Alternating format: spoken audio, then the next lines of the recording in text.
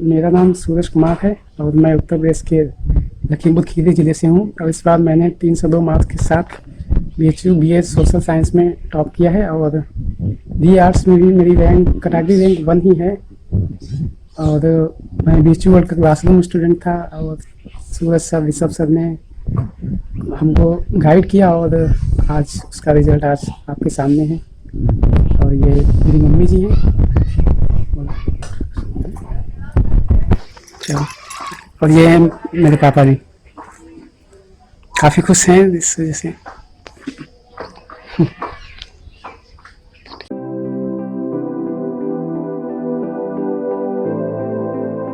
नमस्कार, स्वागत है आप सभी का BHU वर्ल्ड के ऑनलाइन लर्निंग प्लेटफॉर्म पे। दोस्तों, आज के इस वीडियो में हम लोग बात करने जा रहे हैं BHU BA के रैंक एनालिसिस के ऊपर कि कितने रैंक तक जो है आपके एडमिशन होने के चांसेस हैं। इसके अंतर्गत हम लोग देखेंगे कि मेन कैंपस में आपका कितने रैंक तक एडमिशन हो सकता है, महिला महाविद्यालय में फीमेल कैंडिडेट्स का कितने रैंक तक एडमिशन हो सकता है, और एक बड़ा ही रोचक तथ्य जो है हम लोगों ने एफिलिएटेड कॉलेज को लेकर निकाला है, तो हम अपना वो आकलन भी आपको बताएंगे। और इस वीडियो के लास्ट में एक बिहाइंड द सीन भी आपको दिखेगा कि किस तरीके से जो है हम लोगों ने ये रैंक एनालिसिस निकाला है। इसमें हमने बहुत ज़्यादा दिमाग खाया है ऋषभ सर का।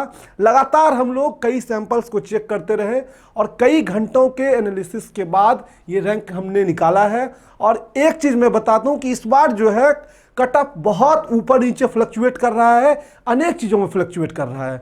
अब मैं पहले तो एक एक चीज़ को आपको पूरी बातें समझाऊंगा ताकि आप ये समझ लीजिए। डायरेक्ट रैंक एनालिसिस देख लेंगे आप कुछ नहीं समझेंगे।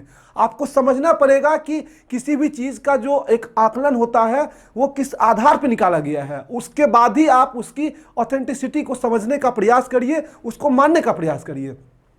तो हम देखते हैं कि टोटल नंबर ऑफ सीट्स जो है FMC में, यानी कि फैकल्टी इन मेन कैंपस में 765 है आर्ट्स में और सोशल में 573 है। अब एक चीज मैं यहां क्लियर कर दूं कि महिला महाविद्यालय जो कि मेन कैंपस में है और ये बिल्कुल भी एफिलिएटेड नहीं है, तो फीमेल के लिए यहाँ अलग से सीट्स हैं जिनका कि बेनिफिट उनको मिलता है और उनकी ज़्यादा रैंक तक एडमिशन जो है वो होती है। तो हम 765 सीट देखते हैं आर्ट्स में है और 573 सीट क्या है BA सोशल साइंसेस में है। लेकिन जब हम एडमिशन देखते हैं, कट ऑफ देखते हैं पिछले ईयर्स के, तो क्या होता है 1300, 1400, 1200 रैंक तक, 1100 रैंक तक हम देखते हैं कि एडमिशन हो रहा है। ये कैसे होता है? सीट्स तो कम है लेकिन उतने दूर तक कैसे जाता है? तो सबसे पहले आपको एक चीज समझना है कि जो BA आर्ट्स एंड सोशल का होता है वो कॉमन एंट्रेंस होता है। कॉमन एंट्रेंस मतलब अधिकांश बच्चे वही होते हैं जो आर्ट्स में भी फॉर्म भरे हैं और सोशल में भी फॉर्म भरे हैं। इसके अतिरिक्त कई ऐसे बच्चे होते हैं जो कि BSc में भी फॉर्म भरे हैं, BA में भी फॉर्म भरे हैं और उनका दोनों जगह एडमिशन जो है वो होने को है। तो अब ये एडमिशन लेंगे तो किसी एक ही जगह पे लेंगे। तो जब एक जगह एडमिशन लेंगे और जितने अन्य जगह इन्होंने इंट्रेंस क्रैक किया है तो वो सारी सीटें वैकेंट होंगी। जैसे ही सीट वो खाली होगी, रैंक हमारा क्या होगा, आगे की तरफ मूव करेगा। यानी कि कोई जरूरी नहीं है कि इतने सीट्स हैं तो इतने तक ही एडमिशन हो। अनेक रीजन्स हैं। यहाँ सीट हमारी जो है जोड़ के वो कितना हो जा रहा है, 1300 हो जा रहा है, 7 5 12 हो जा रहा है और प्लस 65 73 आप अप्रोक्सीमेट आएंगे तो 1300 से प्लस हमारा सीट जो है वो जा रहा है। तो इसीलिए रैंक जो है वो भागती है। अब इसमें भी क्या है, मान लीजिए हमने रिजर्वेशन पॉलिसी को देखा तो रिजर्वेशन पॉलिसी में क्या कहता है कि 27% OBC के लिए है, 10% EWS के लिए है और 22% समथिंग के अप्रॉक्स जो है वो SC और ST के लिए है।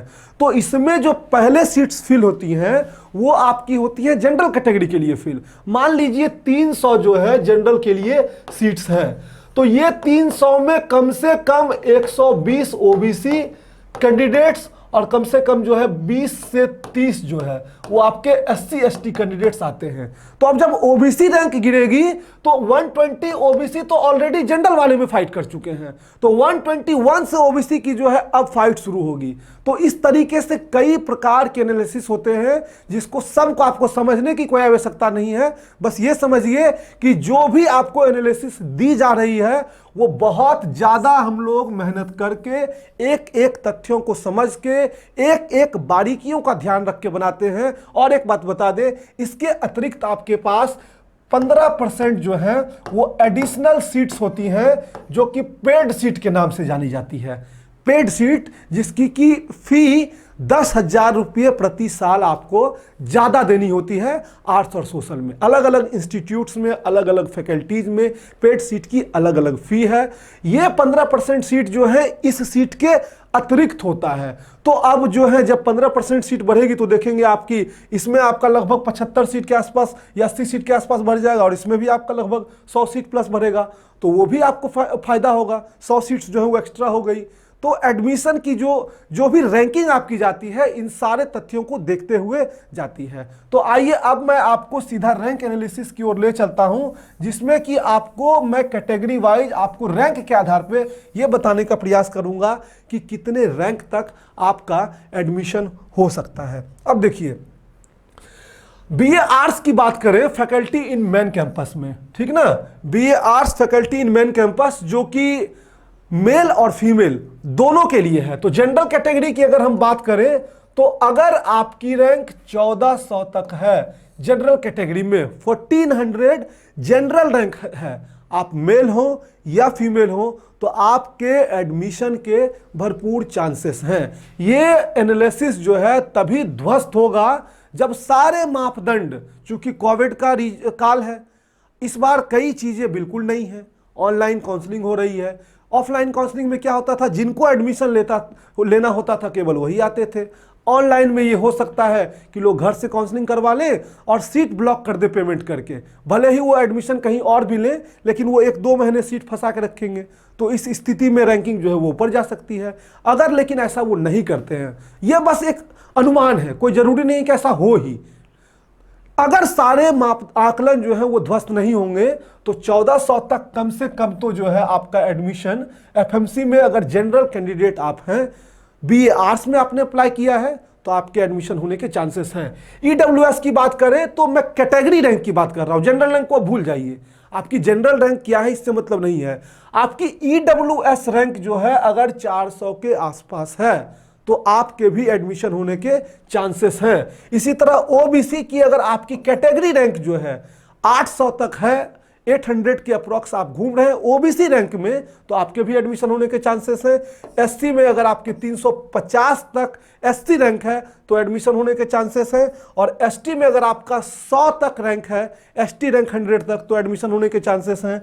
और अगर हम पेड सीट की बात करें तो 200 और प्लस करेंगे, 1600 तक भी अगर आपका जनरल रैंक है तो मुझे पूरा उम्मीद है कि कोई ना कोई सीट आपको बीएचयू की तरफ से ऑफर किया जाएगा।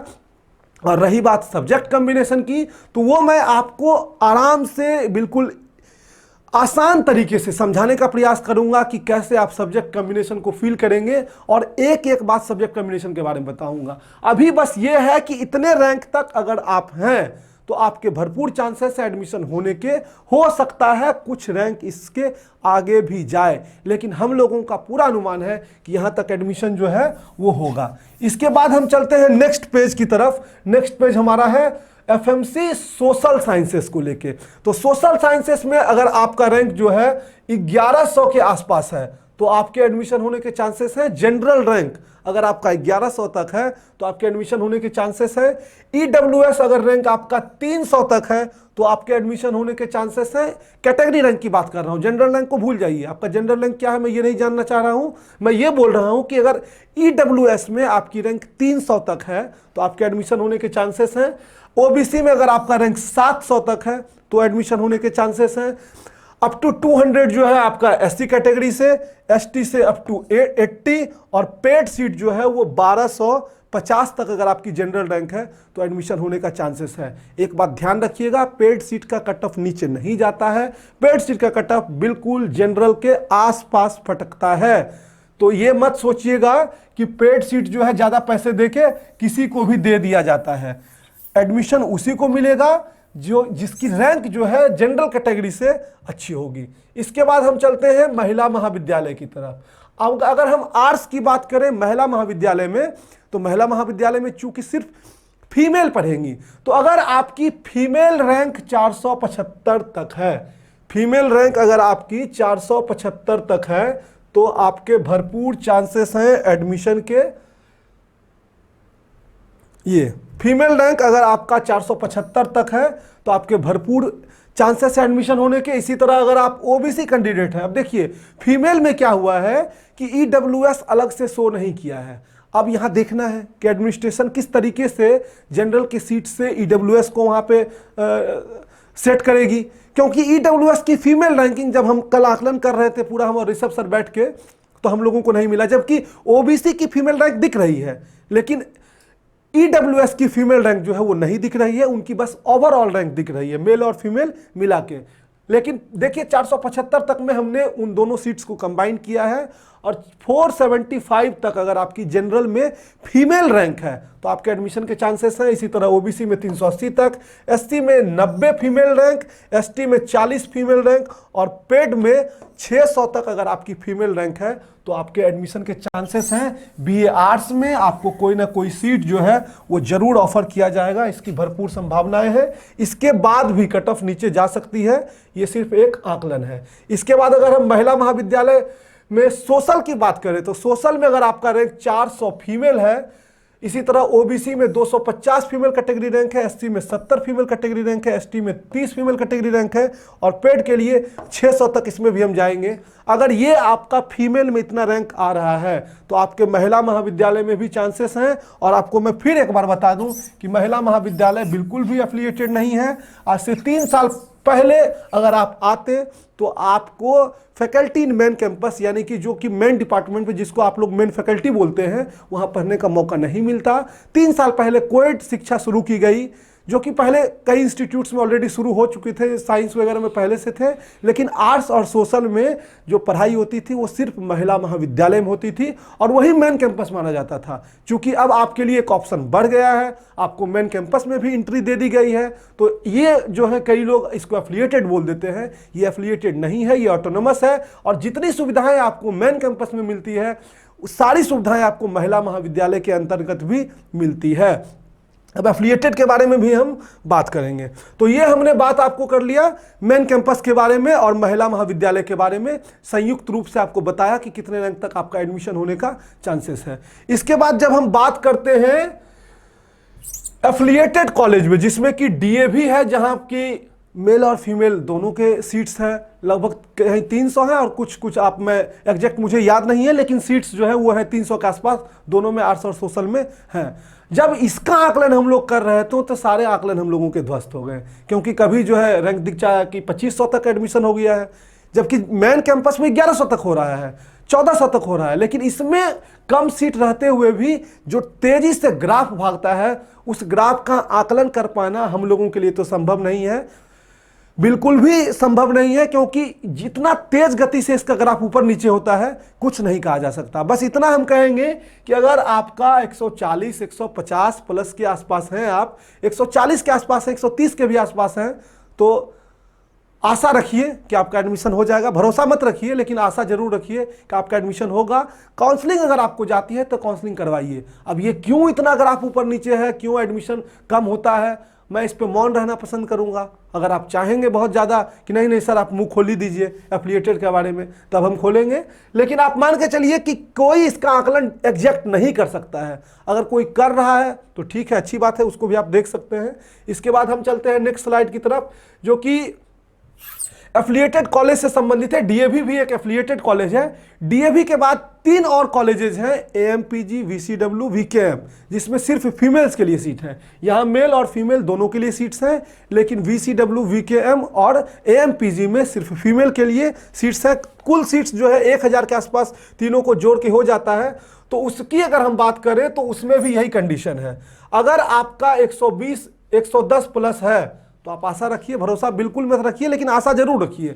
आपकी काउंसलिंग लेटर अगर जाती है, कॉल लेटर आपको जाती है, काउंसलिंग कराइए। ये उस बात पर निर्भर करेगा एडमिशन इन कॉलेजेस में कि कितने सीट्स जो हैं ऊपर के बच्चे छोड़ रहे हैं, या कितने लोग जो हैं नेक्स्ट ईयर के लिए तैयारी में लगेंगे, एफिलिएटेड में एडमिशन नहीं लेंगे। मैं इस टॉपिक पे अगर आप चाहेंगे कि मेन कैंपस एफिलिएटेड में क्या डिफरेंस है, क्यों बच्चे इसको छोड़ देते हैं, मैं सारे टॉपिक पर अगर आप चाहेंगे तो मैं डिटेल में एक वीडियो बना के आपको समझाऊंगा। लेकिन 110 प्लस है तो आप की आशाएं हैं जीवित एडमिशन होने की फीमेल कैंडिडेट्स की। ओबीसी में 90 जो है अगर आपका है 90+ तो आपकी आशाएं हैं, और इसमें फिर हम कोई आकलन नहीं कर पाएंगे SC/ST में कि कितना नीचे ये जा सकता है। लगभग का एडमिशन जो है हो जाएगा जो लोग भी चाहेंगे। तो ये आर्ट्स और सोशल का कंप्लीट एनालिसिस था कि कितने रैंक तक एडमिशन होगा। इसमें सबसे इंपॉर्टेंट जो था वो मेन कैंपस को लेके था, जिसमें बहुत फ्लक्चुएशन आया है। फ्लक्चुएशन कई सेंस में आया है, जैसे कि मान लीजिए पहले 100 में 25 अगर गर्ल्स आ रही थी, तो इस बार वो थोड़ा सा ऊपर नीचे, कभी जो है 100 में 25 हो गया है, तो अगले 100 में जो है वो 40 हो गया है, अगले 100 में फिर वो 10 हो गया है। तो इस तरह के फ्लक्चुएशंस की वजह से पूरा एनालिसिस में बहुत समय हम लोगों को लग गया, और हमने कई सैंपल्स को देख के 100 पे रैंक पे क्या डिफरेंस आ रहा है, इन सारी बातों को देख के एनालिसिस निकाला है। मुझे उम्मीद है कि ये एनालिसिस जो है बिल्कुल एडमिशन के करीब रहेगी। कोई दावा नहीं कर सकता मैं कि यही सही होगा, क्योंकि ये एक आकलन है, लेकिन मुझे ऐसा भरोसा है, मुझे ऐसा उम्मीद है कि इसी के आसपास जो है कहीं ना कहीं आपकी एडमिशन की जो लिस्ट होगी वो घूमेगी, और जब फाइनली एडमिशन क्लोज होगा तो मैं फिर से एक बार कट ऑफ फाइनल वीडियो बनाऊंगा, जिसमें मैं बताऊंगा कि कितने मार्क्स तक, कितने रैंक तक category wise admission finally close हुआ। तो इस वीडियो में इतना ही। आपके मन में कोई क्वेरी है अगर एडमिशन को लेके, तो आप हमें ट्विटर पे @worldbhu और मुझसे जुड़ने के लिए @surajbhuworld। मैं पिछले 1-2 दिनों से रिप्लाई नहीं कर पा रहा हूं, क्योंकि कई व्हाट्सएप मैसेजेस हैं। अपने बच्चे के जो कोर्स में इनरोल्ड है ऑलरेडी, उनको लगातार रिप्लाई दे रहा था, लेकिन अब मैं पूरी कोशिश कर रहा हूं कि ट्विटर पे जितने मैसेजेस आए हैं उनके भी रिप्लाई आप लोगों को दे दूं। तो यहां पे भी आप अपनी क्वेरीज को डाल सकते हैं। हमारी पूरी कोशिश होगी कि 1 to 1 आपको सॉल्यूशन जो है क्वेरी की आपकी दी जाए। दोस्तों, मिलेंगे नए वीडियो में नई जानकारी के साथ, तब तक के लिए धन्यवाद।